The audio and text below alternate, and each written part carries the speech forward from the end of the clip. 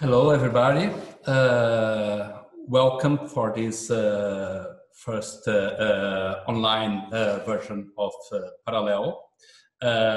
Due to the pandemic situation, we have to change the exhibitions from the real world to the virtual one. And this is the first, let's say, first opening, virtually opening, that we're going to have in this new model that we have to adapt this in this third year of Parallel. Last week we have already one opening and one launch of one exhibition, but this is the first moment where we have this live moment with the curators and the artists that are part of the third year. So you're going to see in a few minutes the proposal of UGGA, the exhibition, the curatorial proposal designed by Mafalda, Duarte, Barrela, and also the six artists. They're going to talk about their work. Just a short to frame a bit what is the Parallel. It's a the Parallel European platform. It's a platform for emerging artists and emerging curators. We want to foster basically their arrival to the art system, whatever it is. Also link it with most vibrant institutions that are working in photography in Europe. And the main objective is to breaking the boundaries between the artists and the curators, and bring both to and exhibit their work in the main institutions. This year, in the third year, it's supposed to have 6 exhibitions all around Europe, and but due to this situation, we have to option to make it in virtual. This exhibition was initially supposed to be launched in the Georgia, but now it's here in internet and shared with all over the world.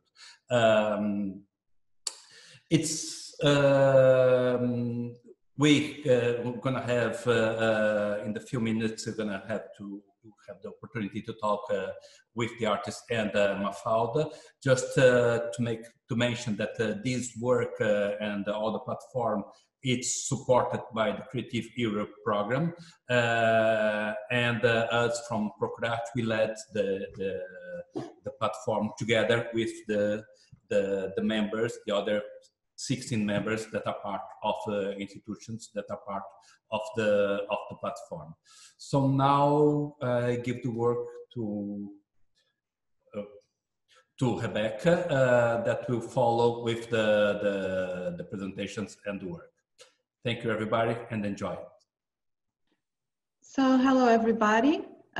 Just a quick note to say that we have the link to the exhibition on the chat.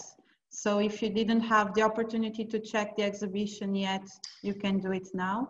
And also, if you have any question, you can just drop it in the chat as well. And by the end of this presentation, we will be reading reading and answering all the questions that you might have. So enjoy the rest of the presentation, and I give word to Mafalda. Hello, everyone. Thank you, Rebecca, and thank you, Nuno. I'd like to begin by thanking Procur.arte and Parallel Program for supporting this project. Of course, all the artists that I've worked with and who are here, the curators who inspired me, and also the tutors who helped me during this project. So I'd like to speak a bit about what drove me to think about an exhibition on ugliness. And it was actually when I came across this book on the politics of ugliness. And this is basically a series of essays on ugliness. And in the introductory chapter, the editors of the book, they compare ugliness to unsightliness, which means that the ugly is that person or that object which is not worthy of being seen. And when we talk about worthy, when we talk about notions of worth, we have to think about the people who are the people that confer worth to an object, to a place or a person. And when we think about someone attributing this label to someone else, it implies power relations. So ugliness is about power, and those in power, those who can dictate who is ugly and what is ugly. Basically, this means that ugliness has a lot more to do with its surroundings. It has a lot more to do with what it's not than what it is. And there are several consequences that can be quite serious of ascribing such label to a person. And one of them is, as Judith Butler would put it, that the ugly people would have less livable lives, so they would have less opportunities, they may suffer from discrimination, they can have less rights, they may feel less respect. So there are several serious consequences if you attribute this label to a person. A bit about the name of the exhibition, because I think it's quite interesting to understand that this name UGGA is obviously, it's not obvious immediately. So when I was researching about the meaning of ugliness, I came across the definition in the dictionary that ugliness comes from Old Norse, UGGA, that means to dread. So ugliness is inherently related to fear. And when one thinks about fear, one necessarily thinks about abjection, as Julia Kristeva put it in her book, Powers of Horror, an essay on abjection. In that book, she defended that abjection is occurs when people feel simultaneously fear and desire and the sense of fascination for a certain object or a certain person. So when you put the object in the same situation of the normative subject, what happens is that you create an opportunity to enlarge subjectivity. And this is beneficial. However, if the opposite occurs and the fear prevails, what happens as humans, we have instincts to fight or flight. And here it's where the politics of ugliness can occur, in which you could a state may create laws to clean the public space and take the homeless out of the streets, but not for good reasons. There are aggressions and assaults to minorities, or even intellectual and moral censorship. So these are just a couple of situations that can occur due to ascribing the label ugly to a person. In the exhibition, UGGA, we explore several aspects of ugliness, and we relate them to excess, to expectations, to voyeurism, to uncanniness. So it's a very diverse exhibition. The works are very different, and I think you'd like it, and I do hope you enjoy it. So please check the website whenever you can. And I think I can now pass the word on to Anna, and she can start introducing her work. Thank you. Hi everybody, can you hear me? Yes? Do you hear me? Yes, very well. Okay, okay, perfect. So, hello everybody. I will be the first one to talk about my work. And actually, I think, Mafalda, maybe you can share some pictures. Yes, it's okay.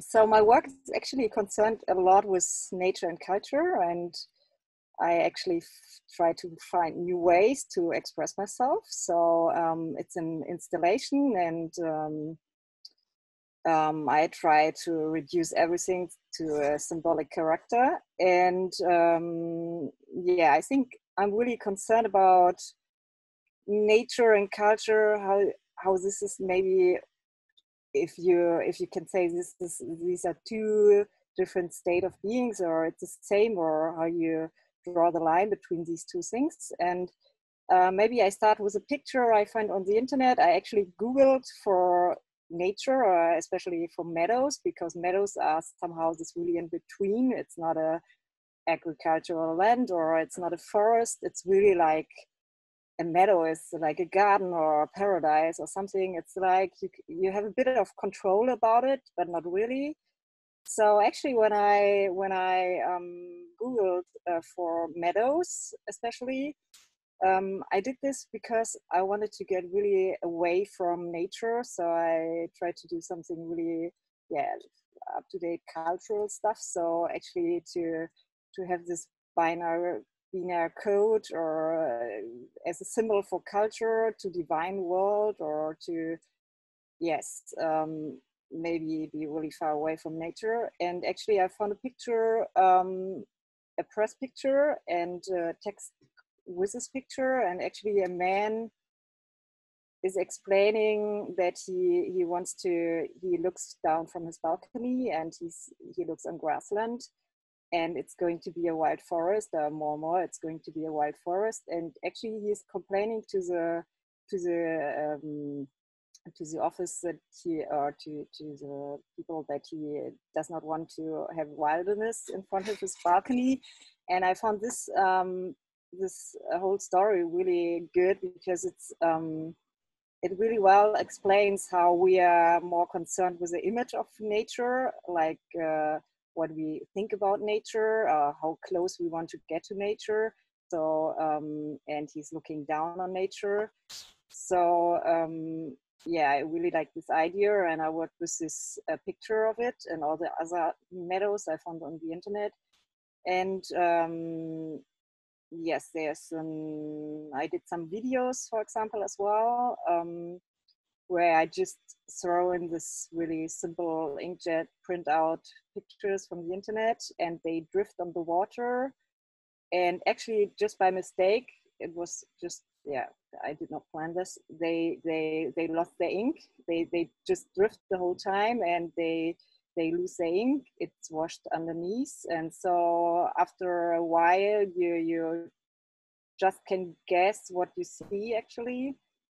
And yeah, so that's about it. I think it's a lot about longing for nature, or searching for nature, and actually what are we really searching for? It's not wild nature. I think it's more, yeah, it's this in between. It's not getting too close, or I don't know. And I'm quite concerned about this issue, because it's really where we're really facing this whole subject. And but I'm always trying to get it more on to think a lot about it, and not to say, okay, we're facing like a lot of problems, but how do we really relate to nature? Or is there really nature anymore? Is there just culture maybe, because everything we control about everything? So yes, yeah, I think that's about it. If you have any questions, you can ask me. This is just a short introduction. Yeah. I've got a quick question. Yeah. So I kind of want to ask how, if at all, your work is kind of linked to romanticism, in terms of the kind of romantic view of nature, and its focus on maybe pushing technology away. Yeah, actually, okay. Oh, sorry. Yeah, that was it. Okay.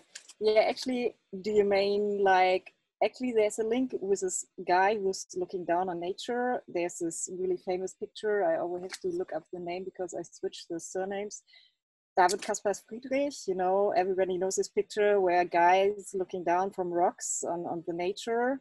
And actually in my story, it's not somebody who's looking down from rocks on the nature, but from the balcony on nature. So I think this is one link to a romantic picture for sure. And I think about romanticism, especially, or like, I'm in between this longing and to find a place you belong to, or we really have the feeling always nature is somehow we belong there, or it's, yeah, eternity, but actually we don't really want to participate really. So it's it's in between. I think it's just a picture of something, like nature as a picture or world as a picture, you know. Like, yeah. I have a question for you. Yeah. So I really like the clarity of like this pasture in your pictures versus like the obscurity of forest or the tameness of open field versus like the wildness of density or uncontrolled density. And so my question is, which are you more focused on, this like human dominance over nature, over the pasture, or this like natural temporal progression of the field itself being its own entity and behaving in its own way? I actually, you have to say it I don't get that. I'm honest. My English is not so good. You just have to clarify that. Just say it simple. Because yeah. Would you say your pictures are more about the field itself, like its own sort of natural qualities, or about human dominance or relations to it?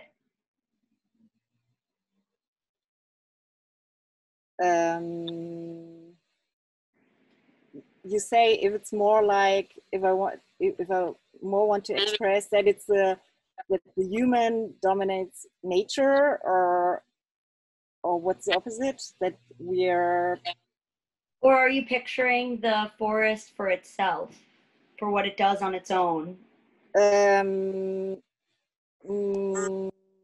I think it's really like, oh, how can I answer this? Yes, I think there's a text, I don't know, I can say it in English. It's actually, I'm really concerned with the image of, or like the medium of the image, that you really, I think we like also like, I think when we go to nature, we have an image of nature. We really control it already in our head, or have an image in our head before we face anything. So it's about that we control it actually, or we imagine it before we get there. And it's not about wildness. It's more really about how we imagine things to be, or nature to be, and that it's really mankind thing, or it's our brain, it's our special position that we do those things. And we really we cannot face nature differently than that. There's always something in between. It's just some gap we cannot solve actually. If we would be really part of nature, then we wouldn't be humans anymore. So we really have this, we have this gap. We are in this in between. I don't know.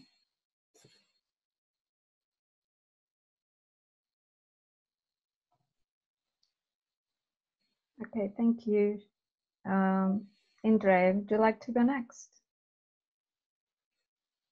Yes, hi.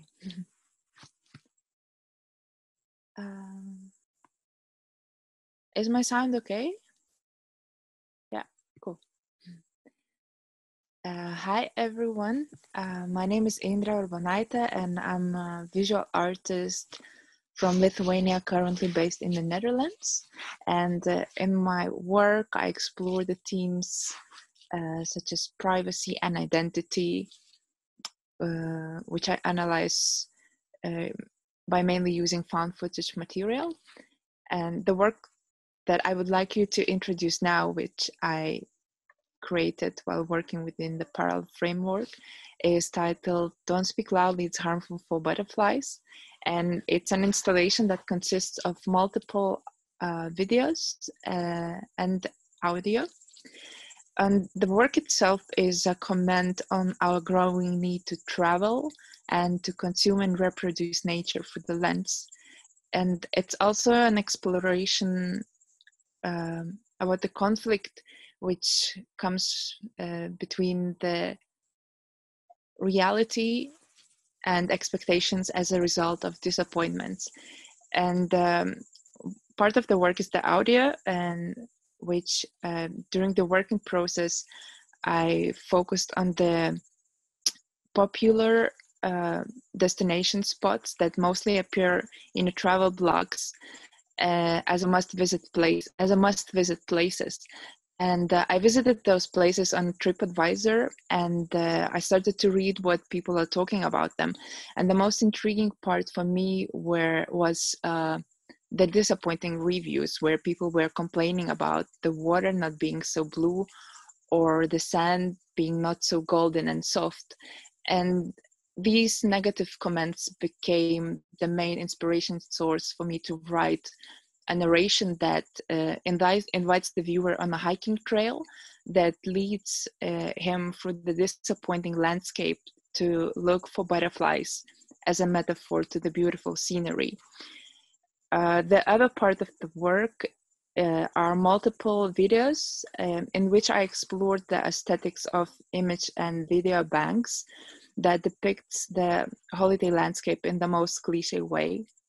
So by focusing on the fragments of those videos, my handheld movement, reflection, or the dirt of the screen merged together and started to form new abstractions.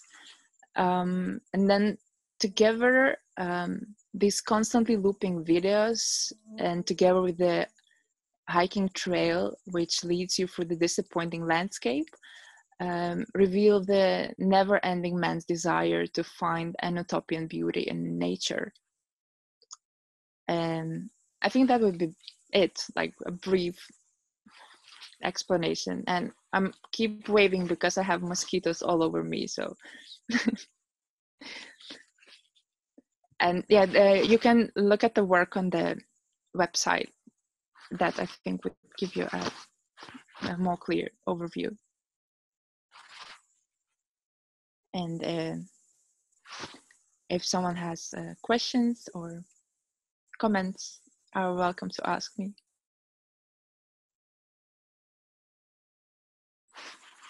I have a question.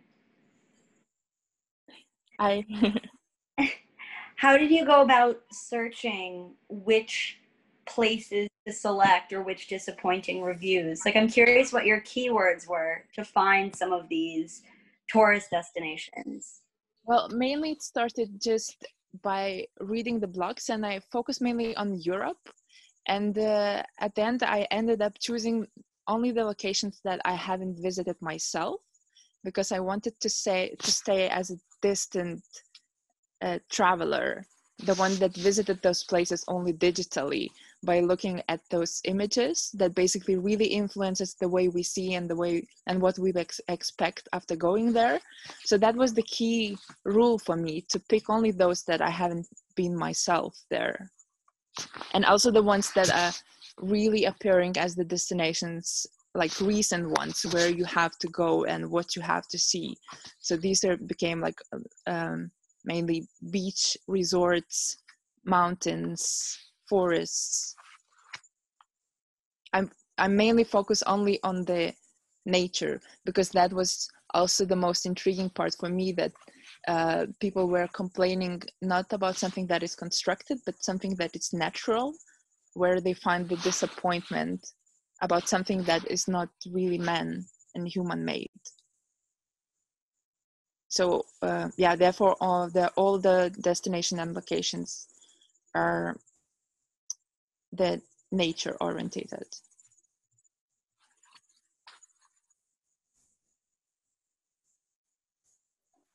Hi, Indré. I also have a question for you. Hi. I was thinking that the way you work on images, you find images and you create a sort of abstraction of them. Is this a way to propose a sort of the good views that we lack of, and somehow propose some new good views, some new images, which could be a sort of shelter, a relief compared to all this overdose of images you're working on? I think, yeah, that's a very good question. And I think, and by the way, you have a very beautiful background that really fits my project. It could be the good place to add to your project. It really looks like a good place. I think what I tried to evoke for the viewer was mainly to create a new place, a place that doesn't exist. It's something that looks very familiar because the visual material comes from the stock image banks and video banks. So it's something that you can grasp, that you can recognize, but what I tried to evoke by also creating more videos was also reflecting on this part of image overdose that we are forced to encounter every day. So there is a mixture, I think, by combining these elements. And I would not necessarily say that I was trying to suggest a relief that the visitor finds in there, maybe more of this anxiety feeling by being bombarded, because the videos are constantly looping and changing, and some of them are go slower, while at the same time the other goes faster. So it's more of these blinking moments that you see, but you don't really have time to focus because it keeps changing constantly. I don't know if that answers the question. Yes, you did. And now I'm thinking about the voice that all your sound work that accompanies the images, which is it seems to be a sort of like a person who is taking by your hands and taking you in front of all these images, and each one has its own speed or slowness somehow. Yeah, indeed, because also the voice tone, it's made out of, like, I really gave the instructions how I wanted to be read, but at the same time the voiceover artist had their own freedom to interpret. But I think it works at the end really well in combination, the speed that she keeps together with the videos. And as well, I wanted it to sound something that there is a third person reading it, but at the same time you can somehow recognize as it would be you going through it and thinking about it.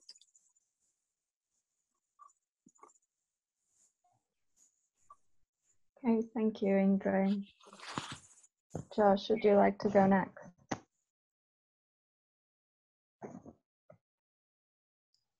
Yeah, I can go now. Can I show my screen? I'm going to show some more pictures from the project. Okay.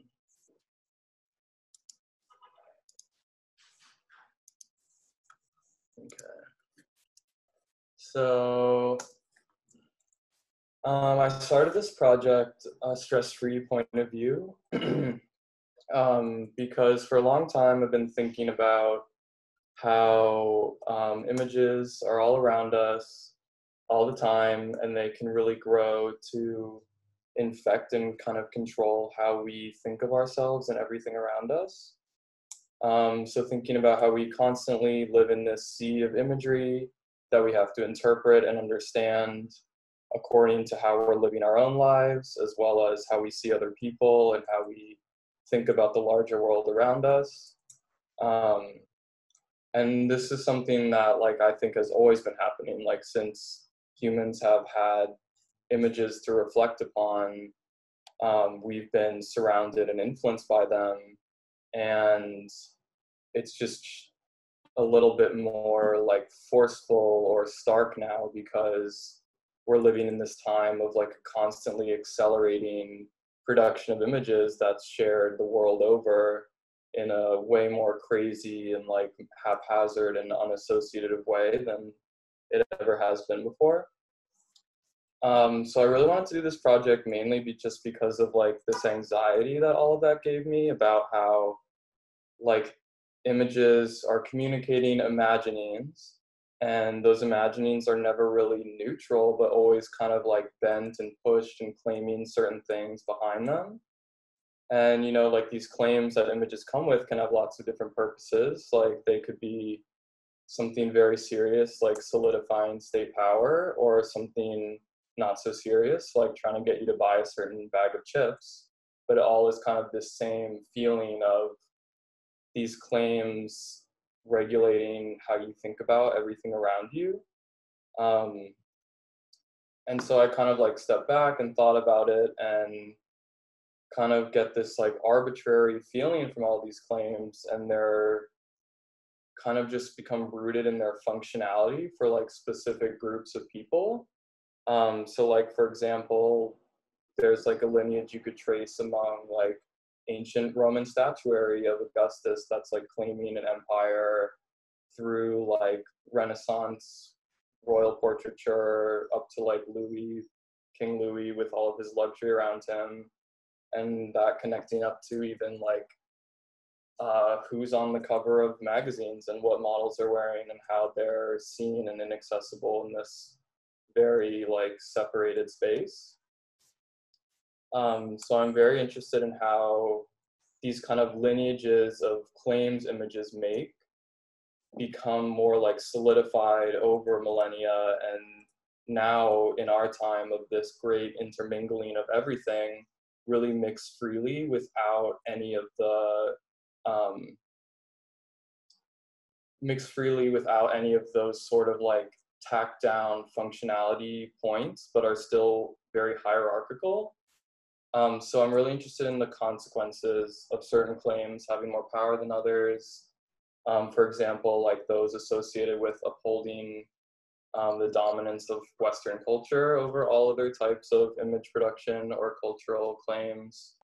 I'm really interested in how images claims become really opaque and mysterious, and we don't really think that images have claims anymore, which is really wrapped up in this special thing about photography having this feeling of like photorealism or some congruity with the world that really doesn't exist, but is that same type of thing of like we feel some kind of like trust and complicity with it that comes from this lineage of how images have worked on our imagination. But now it's so spread out and out in the open and subtle that it's really hard to like snap out of it and reflect upon how it's affected how you think about things. And especially with this project, I'm very interested in the consequences of like having to live one's life and construct your conception of your life, so like yourself, other people, the world around you, in tandem with all of these imaginings competing around you from all the images that you have to wade through all the time, every day, like every year, you know. And these are imaginings that often leave certain people out or misrepresent the world for certain purposes, or just are not open and accessible imaginings for anyone to participate in.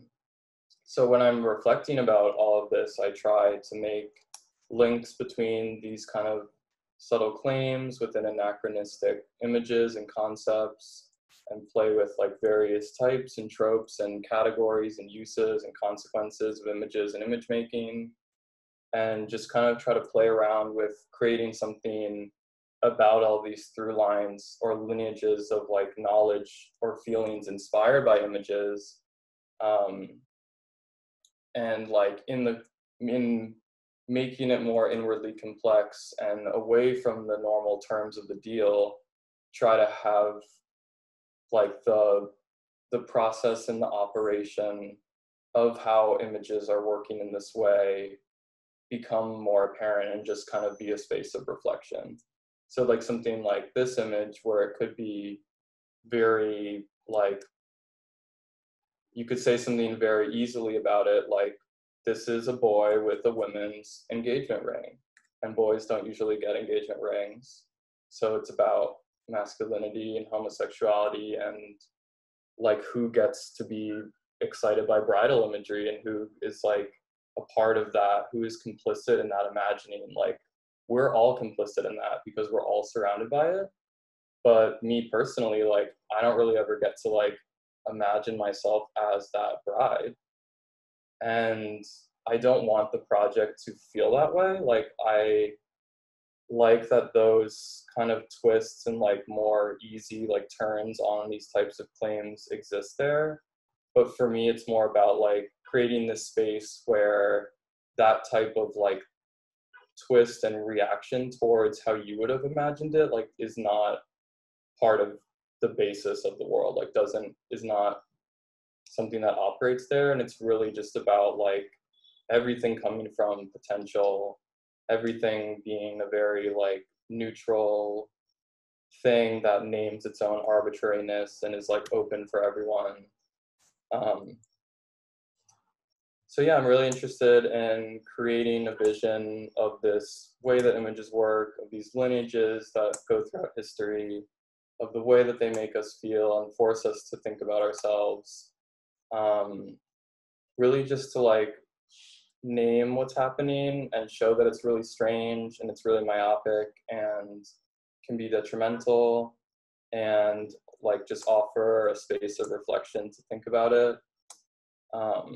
And I'm always mainly focused on possibility and the potential of these things that have been very locked down and myopic, and always aiming for this neutral demonstration that can like offer the power of that claim for anyone willing to occupy that imagining.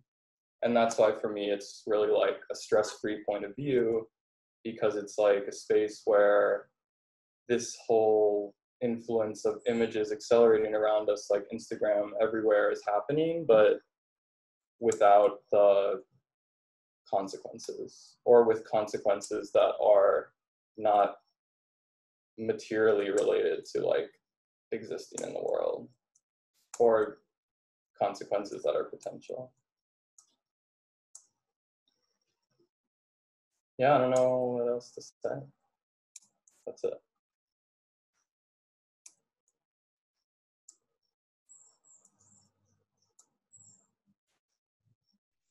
I have a question. Mm-hmm. Josh. Hi, Josh.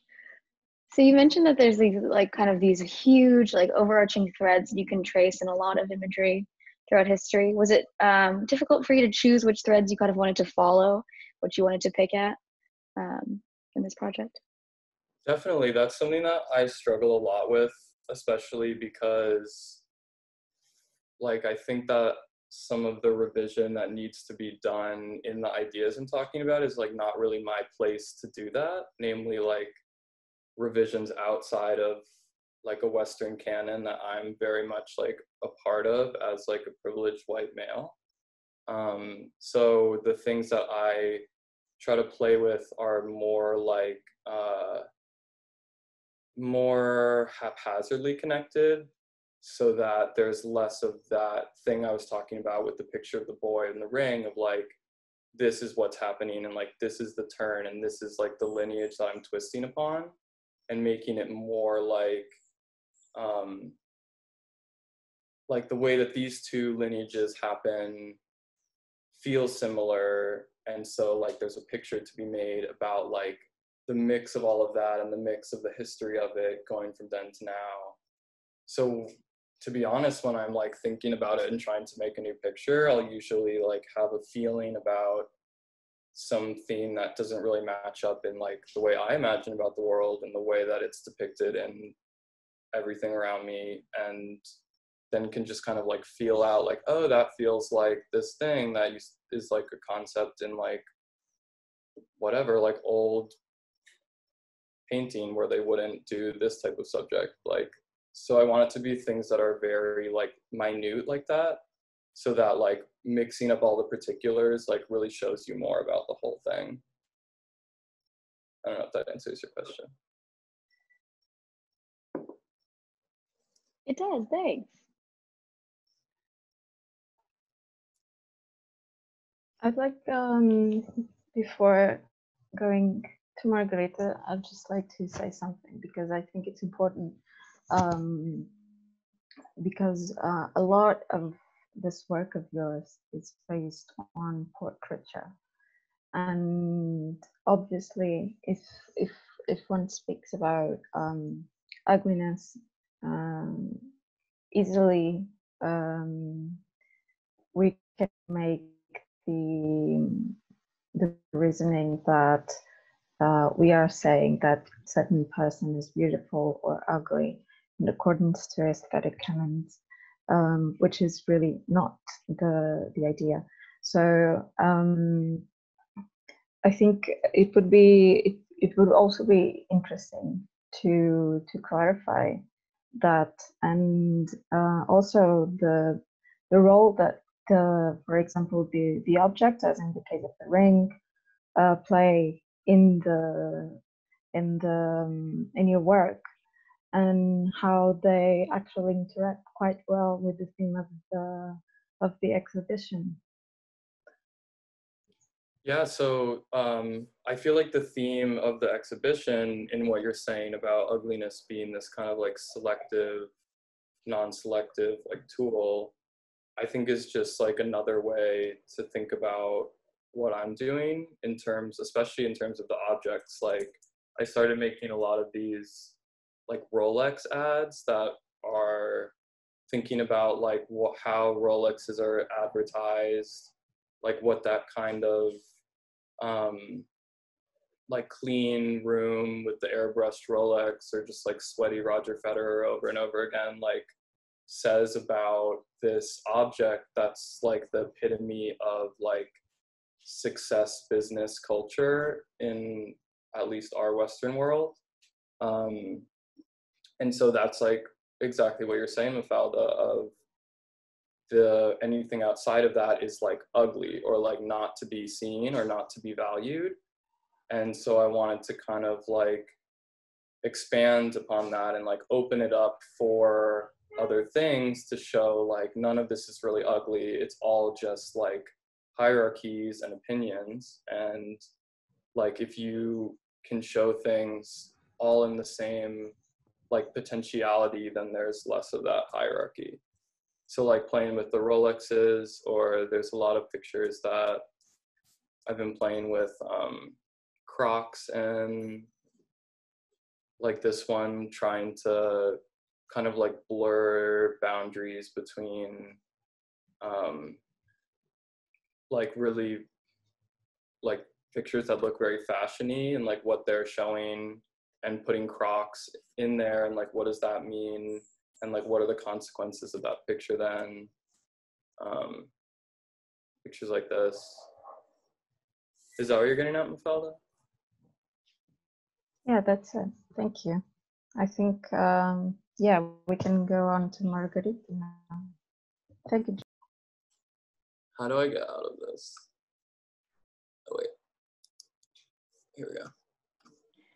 Hello, everybody.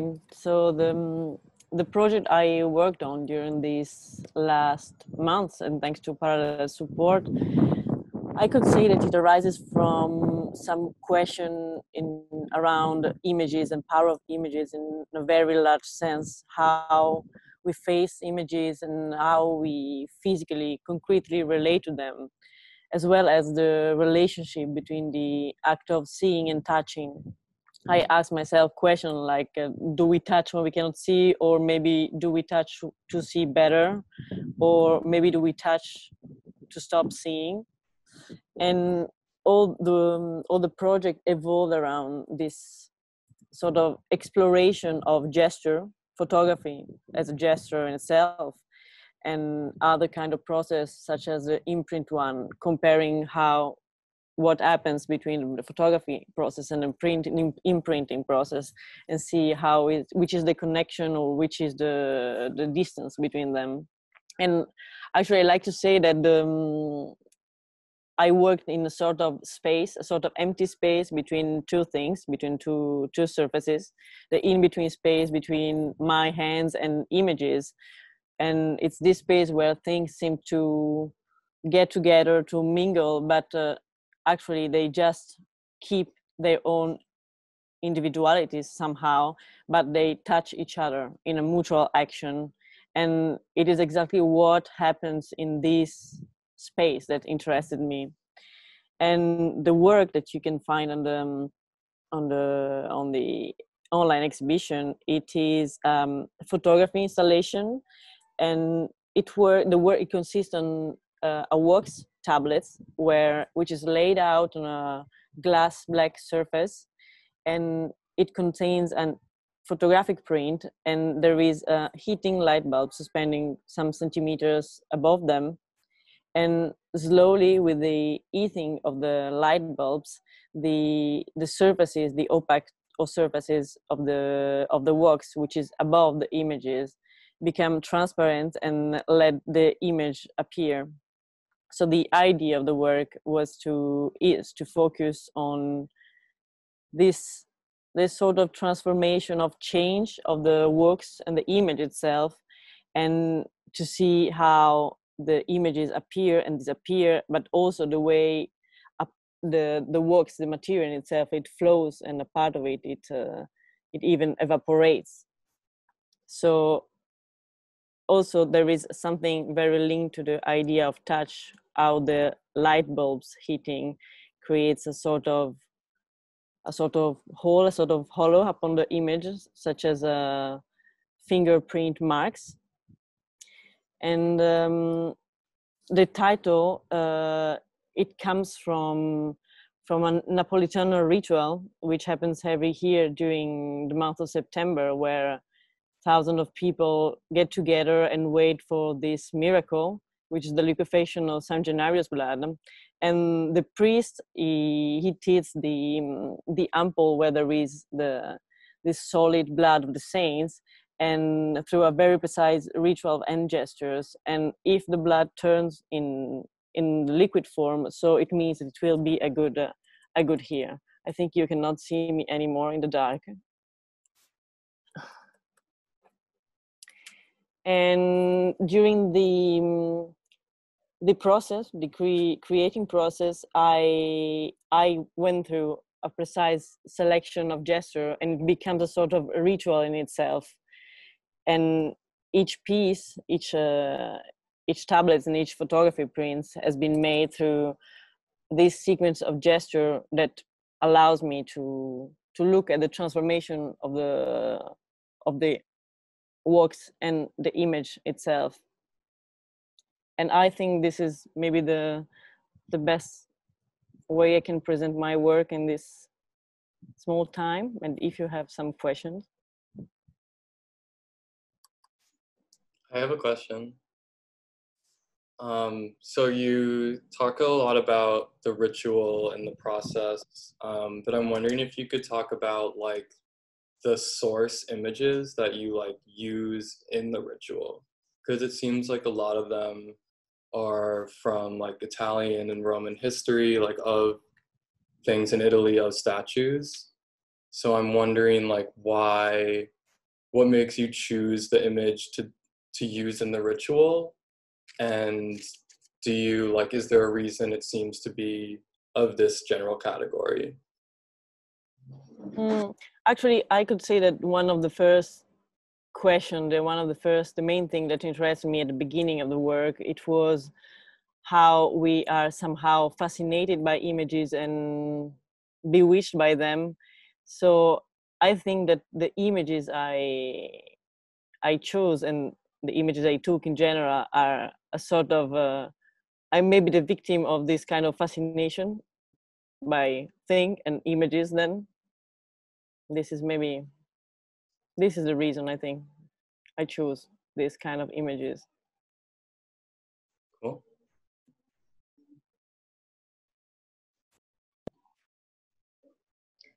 I think it's interesting that you mentioned fascination, because on the one hand you have that fascination that you feel for the images, and then on the other hand you have the work with the wax tablets, and wax is that material that can be quite it's an interesting material, isn't it? Because you have, for example, wax statues, and they kind of resemble the real people, but they don't really. So there's that uncanniness, and when you mix these two things, you have that thing about something, that feeling of objection, that feeling of being placed in something, in a familiar situation that at the same time causes certain discomfort. And I think that's also one of the things that's interesting about your work. It is, and also I am now thinking about this statue made of wax, which are still changing today after hundreds years, and how they sometimes seem to sweat somehow. And the interesting thing is also how wax, just within heating stores, I can say but it really transform and can pass from a form to another form, or maybe a formless state.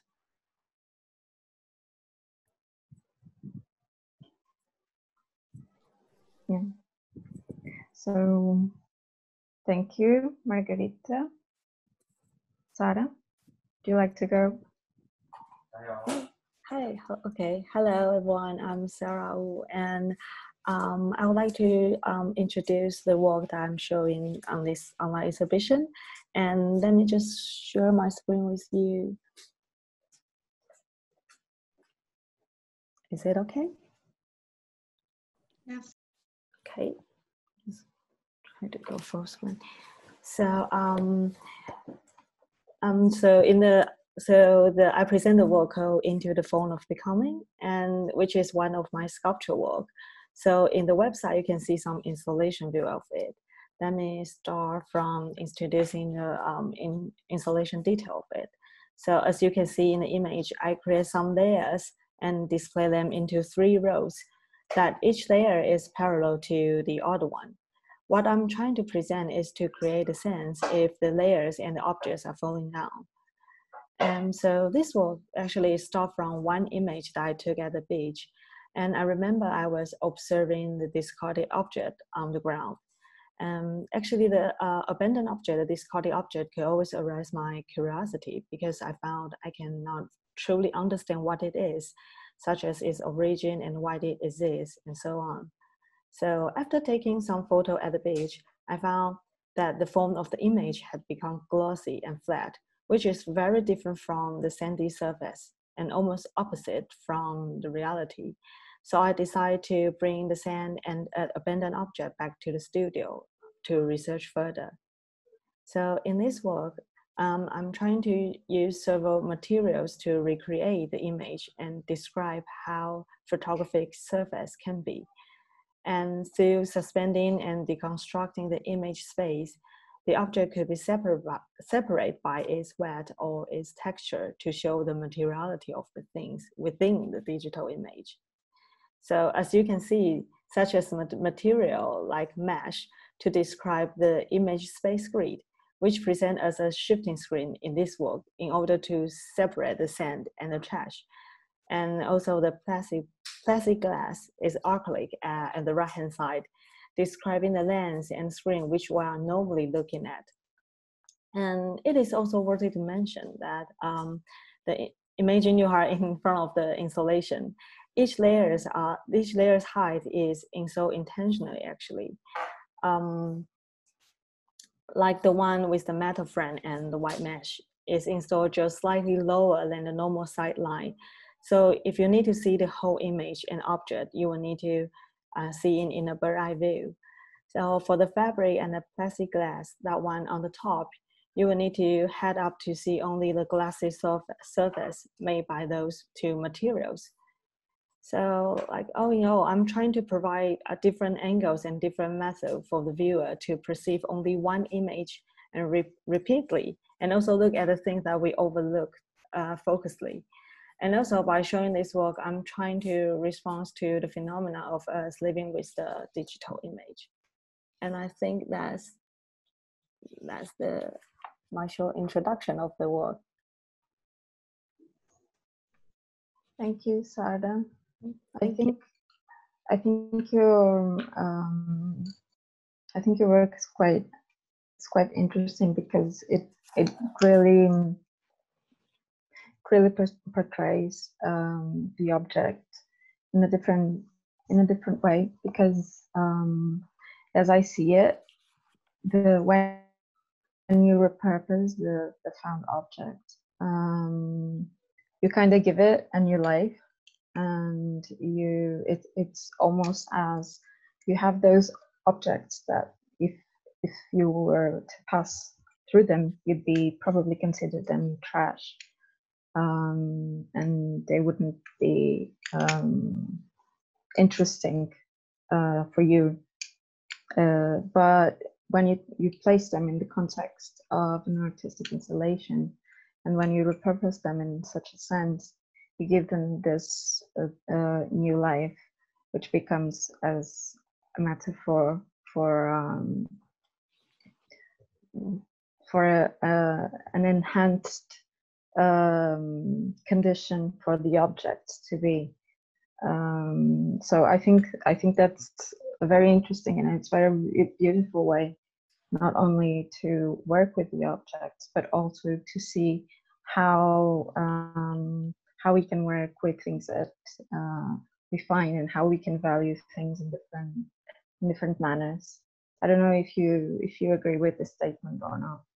Yeah, actually, and there's a word is called objecthood. It's like I really love this word, and I really want to like research it further, because like this work is what I understand is like the act of the things being object, and what I'm really curious about is does the photography, is it objecthood, and how about the things within the photograph? So what I'm trying to do is like trying to describe and interpret what is the things, the object within the photograph. So yeah, thank you. Yeah, thank you, Sara. Thank you. Shelli, do you like to go next? Sure. If you don't mind, do you mind sharing the screen for the website page? Thank you so much. Sorry, I've just been having some technical difficulties. But yeah, so the project that I made, it's titled Fall Spring. It naturally kind of flourished as an outgrowth from my previous two projects that deal with the ways bodies both incite and project desire. And so for this body of work, I draw heavily from this history of gendered performance in magic theater and film, and use these genres to look at artificiality and its relationship to sexuality.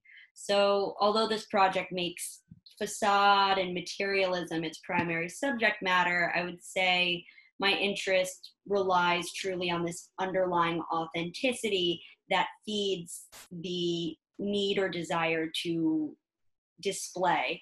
And so the pictures in the series focus on gesture and physicality to look at the ways leisure gets performed within the confines of femininity and domestic space. So the photographs in this project are coalescing my experience in Brooklyn working as a Hasidic wedding photographer, also like in conjunction with the conceptual investment in the production of fantasy. So throughout, I'm photographing both strangers and close friends alike and looking to create a similar atmosphere and intimacy despite these distinct social dynamics. So some pictures in this series derive from an immediate encounter lasting a few seconds with people I don't even know, while also those are combined with pictures of other people I've known my whole life. So the foundation of this series fundamentally rests on the sort of synthesis between construction and play.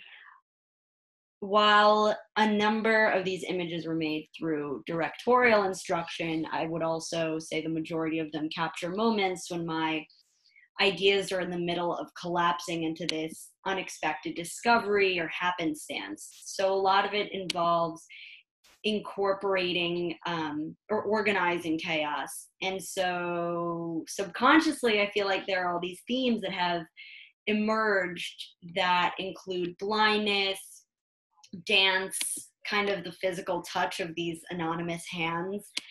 And so in looking towards these sort of forms of ostentation alongside hedonistic pleasure, I find myself really excited by the idea of theatricality and how it exists at odds with the veracity of the female image. And yeah.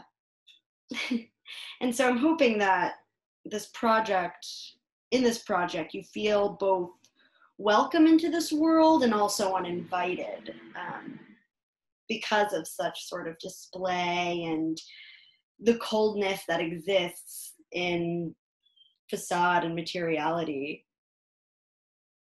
Yeah.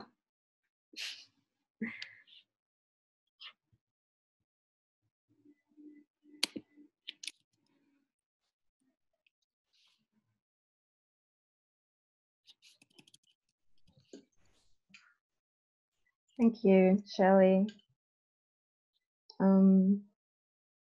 I think that your work is very interesting, exactly because you say that on the one hand you can feel invited, but at the same time you don't. So, but I think it also really depends on the position that you place in basically the position that you have in the world. So it can also be quite related to identity issues. So how can you relate to the person who is represented in the photography? And obviously then you have this interaction with it. And when you have this interaction, you either feel like more or less like a voyeur if you do not identify immediately with the person represented, or actually if you do identify with the person, you feel like you probably feel special because you're part of the world of fantasy, of theater, and you have all that aesthetics that on one hand can be quite campy, but at the same time you have all that drag imagery, and I think that's very interesting because also relies on the notion of excess, and excess is something that is usually considered ugly but because of several reasons. But yeah, these are just some of my thoughts. I don't know if anyone would like to share their. I have a question. Yeah. Can you talk a little more about like how or my question is about how you like think of or like have changed thinking, or like where in this project, and like how has this project made you think about religion and like how you want to be involved with religion? Like, what is it to you? Is this project a religion? Like, give us some thoughts. Yeah, actually, what's interesting is that I'm so much less interested in the aspect of religion as I am in the performativity of it. And so much of the Hasidic community that I was spending time with, so much of it had to do with the idea of extravagance, the idea of appearing extravagant, the sort of bonding associated with it, the social relations of it.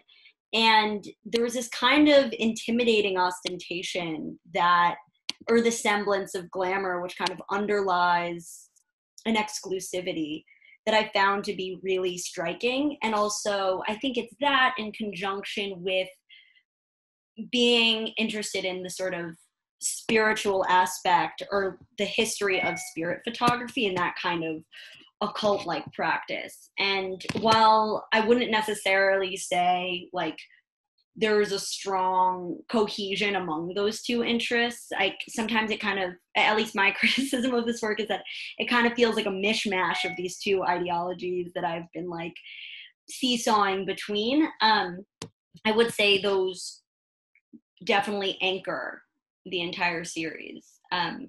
Yeah, just the kind of theatrical aspect of spirituality and the and how much of it depends on, you know, certain types of wear, like certain silks and certain sequins, and also this sort of appearance of being dark. And yeah, and I think that's also why I'm excited by like blindness, or like the ritual feeling of like a lot of these anonymous hands that appear. It feels like there's this kind of mysticism. Love it, yeah. Can I ask something? Can you hear me? Yes. I'm sorry, the only internet connection I could get is at a bar and they're playing soccer, so I feel like I can't really speak a lot. But I'm really intrigued, and I'm looking at the website, and of course you deal a lot with theater, and you're looking at the, you know, drag, fashion photography. And I'm interested in understanding, you know, and you putting this in relation to taking pictures from a kind of, I think you put it humanely, right? But how far does the theatrical go in terms of to have theater? There's generally the idea that there's some kind of direction. Are you directing the action? So are you espousing certain attributes to the person, or are these characters or people rather revealing themselves as they want? I think sometimes it can be a little bit of both. So in many ways, the way that I generally take pictures has to do with, I make a set of constraints, or I have these like this set of limitations where I am to some extent guiding or directing, but my favorite moments and the moments I've mostly selected are the times when, if I have a staged shoot, the picture I make is either an idea that they supplied, or I'm taking a picture during the in-between moments right before we get to the staged action. So I try to make candids within a set of artificial constraints while also trying to get at this sort of underlying authenticity. I would say just about everyone I've photographed in this project are people who I have met who really want their pictures taken and really want to have something that they want to show. I would say that's not necessarily the case with a lot of the candids I've made, but the kind of photo shoots I've set up were photo shoots that were asked of me or requested. And so I think there is some sort of theater there. But I would also say when I'm taking pictures, I'm also like a performer director. And so I generally try to ensure that I allocate some time to get to know people better as I photograph them, so we become more collaborative as the shoot continues. But to some extent, like I would say photographing people can be an imposition of self unto the circumstances happening before you. But in many instances, I don't think, or I don't at least feel like I'm forcing or domineering the photograph, if that makes sense.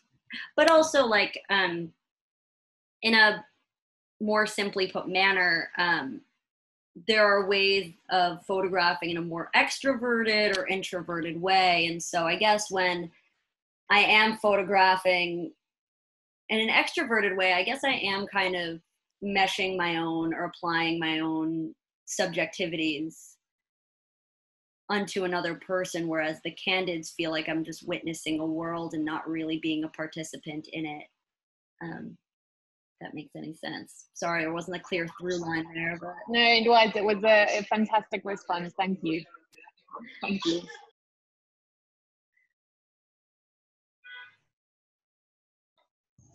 Thank you, Shelli. Theo. Hiya.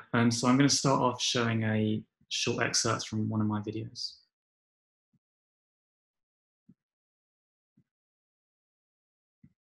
So the full video is about 7 minutes. This is about 30 seconds. And then I'll give a brief overview about the projects as well.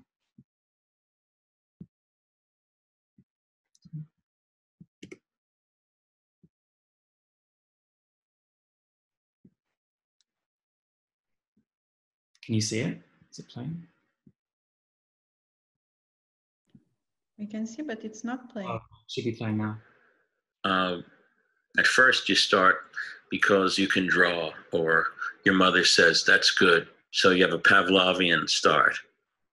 And I like to, I've been privileged enough to create my own world.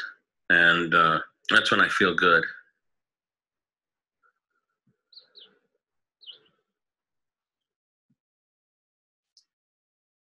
So yeah, that's a little excerpt from the video, and I'll kind of come back to that in a little bit.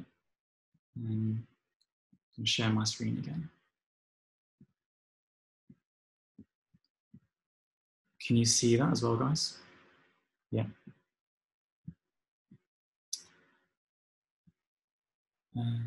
Okay, so this body of work is titled Erotomania and explores the ultra elaborate courtship and display behavior of bowerbirds in relation to artifice and display within image making. I should say that the project as a whole is kind of intended to be seen as an installation, but I think that's probably the same with most of the artists. And so these birds, which you can see in this reference image here, are native to Australasia, and the male bowerbird kind of builds super ornate installations made up of kind of various objects that it finds, usually kind of very reflective or iridescent, or objects of like very colourful surfaces such as beetle shells or flower petals or berries, or even like misplaced car keys and kind of just lost items to attract the female, and they kind of arrange it in a display or in a in a very elaborate installation. And they also kind of employ optical illusions by placing themselves within false perspectives to make themselves appear larger.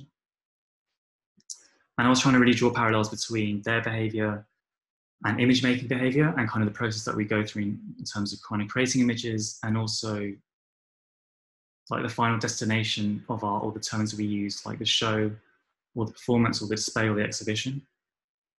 And in drawing those parallels between those two things, I was kind of making reference to evolutionary psychology, which is a branch of psychology that is focused on explaining how evolution shapes the mind and behavior. And so I should flip through a few more images. I mean, it's on the link on the website as well.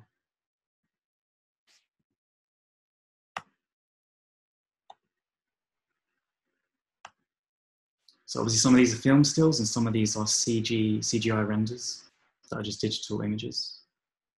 And they're meant to kind of play off each other, obviously looking at plumage as well. And I think what's interesting about these birds is the more kind of prosaic or the more boring their plumage, the more interesting their bowers. So it's almost like they have very little kind of value in themselves other than the installations that they create.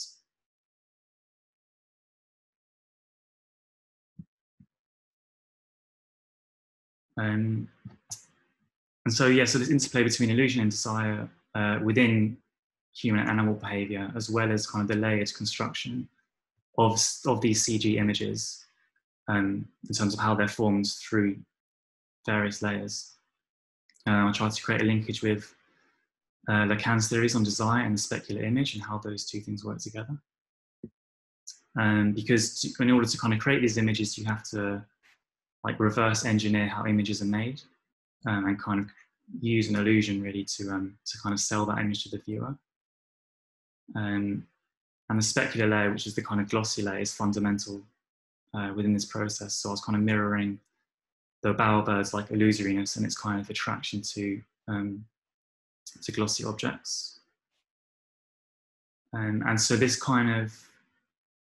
idea of like breaking down the mechanics of things, or the mechanics of images and image making into their component parts, kind of sits within the interest that I have in romanticism. And romanticism's kind of pushback against, or skepticism of, technological advancement, and how perhaps the more we know about something, you know, the mystery kind of fades away, and we see it as it doesn't quite fit in with that kind of romantic archetype. And yeah, so in looking at the behavioural aspects of image making through this kind of biological lens, hopefully, what I'm trying to kind of, and hopefully what emerges is this relationship between the romanticism of the image and its own deconstruction of itself. So it kind of has this like romantic veneer, but it's kind of deconstructing itself at the same time. And the voice that you heard earlier on in the video, which is on the website as well, is from Julian Schnabel, who's this kind of archetypal, very like macho artist. And I just felt it just seemed right. There was this kind of slight absurdity to it that kind of fit in with this idea of illusion and display. And yeah, so I think I'll leave it there for now.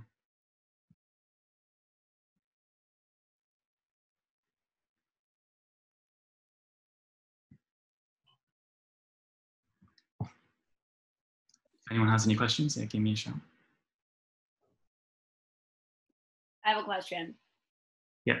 But it's from the clip you showed during the presentation in Ireland. Yeah, what was that? It was like the slow pan on the bird. Yeah. So I was wondering why, I'm actually just curious in the camera movement. I'm really interested why or how the slow movement of the camera serves the purpose of not photographing, but making a project about desire. Because it's very deliberate and investigative and drawn out in this way that I really like. It's meditative, but yeah. Yeah, I mean, kind of the video that Shelli's referring to that's where these stills come from of the bird's plumage. So in the installation that will kind of be shown in Sweden at some point soon, the video will be there. But I just didn't feel like it was right for the website. For kind of reasons. But yeah, so my reasoning behind that was, it was kind of to play into various like archetypes of Vanitas paintings and Vanitas art. And also the birds, although they have like this kind of ultra glamorous kind of behavioral constructs in terms of how they attract other birds, like the actual birds themselves they're very prosaic looking. So I was trying to, I guess, emphasize that, you know, they look kind of decidedly unglamorous. They're just placed on the table and the camera goes like very slowly over them. And you can kind of imagine that camera movement, I guess, being in an advert maybe, or trying to make something look super seductive.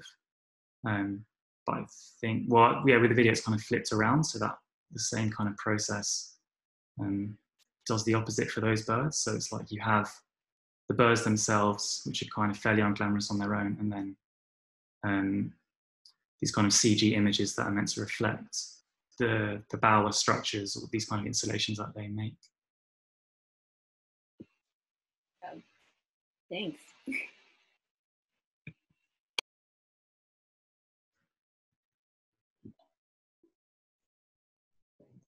Thanks, Theo. I just like to make a note. I think that your work has to Margherita's in a certain way. The way that you talk about CGI, that CGI imaging. So the imagery, it means to portray real things, or the same happens with walks, when that is a material that can be used to achieve the same goal, but at the same time you don't ever really it's not achievable. It's an utopia that you'll ever be able to represent, and at least for now, you know, with the technological advances that we have now, it wouldn't be possible to reproduce exactly the reality, would it? I don't know. I think you'd be surprised. Like, I think it depends what it is. You know, obviously there's some things our eyes are like very well attuned to, like faces and animals. Although animals, I think, is kind of done now. But with faces, I guess there's, yeah, there's kind of, that will come at some point, like the next couple of decades maybe. But I think also CGI has this very strange relationship with nature, where it, I mean, CGI is kind of used for many different things now, but I think that's initially why it was invented. It was to kind of recreate, or like have a perfect mimesis of like what is around us. And obviously you can see that in like Hollywood films and kind of all the rest of it. But I think like through that process of like deconstructing what an image is, because it basically creates algorithms to figure out how images work, and then it uses like these little cheats to create like virtual versions of that. But initially, to create that image, you really have to understand how these things work. And then that is kind of in direct conflict with romanticism and with the images they're trying to create in a way. So I guess The Lion King that came out recently is like a perfect example of that. Kind of tries to create these like perfect like vistas. But because you could just, I don't know, there was something like slightly off about it, or something slightly odd, and therefore it kind of lost that romanticism that maybe like the original cartoon version had.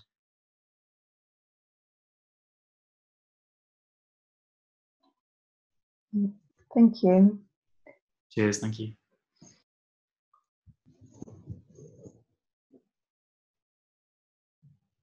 Well, I don't know if anyone has any questions. Otherwise, I think I'd like to thank you all for your questions, and I'd like to thank you, the artists, for your presentations and for your work.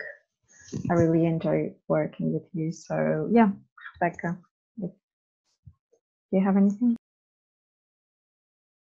So I was saying, I just want to remember before we finish this this conversation, that UGGA is an exhibition that is part of Parallel Online, which is a set of 7 different exhibitions that we are presenting in an online format. We will be launching them on Thursdays. So between August and September, we will have different exhibitions that you can check. The first one was launched last week. So Somebody's Narratives Around the Other Body. You can see it already. If you go to our Facebook page or our website, you will find the link in there. And all these exhibitions will be accompanied, they will be launched together with a conversation like this one we had today. Next week, as an exception, we have 2 conversations. So with the curator and the artist of Somebody's, the exhibition we launched last week on Tuesday. And on Thursday, the exhibition Notes on Space will be launched. And we also will have a conversation like this one with the artists and curators. So join us. The links are in our Facebook, in our website. And of course, thank you everybody for coming, for joining us, and all the artists, and Mafalda, the curator as well, for sharing all your wonderful work and your working process. I think it was quite amazing to enter to the other side of the works. So thank you, everybody. And I'm closing this live now.